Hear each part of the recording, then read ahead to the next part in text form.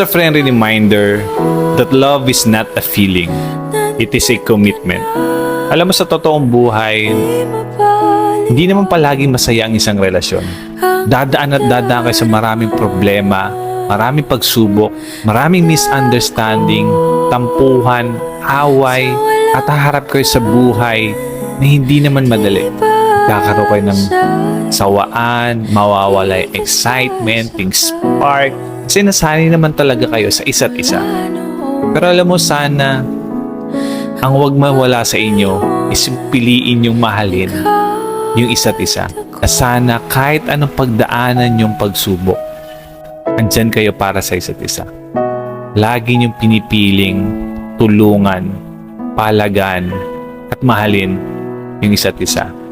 Remember that love is a choice and always choose to love each other. Okay?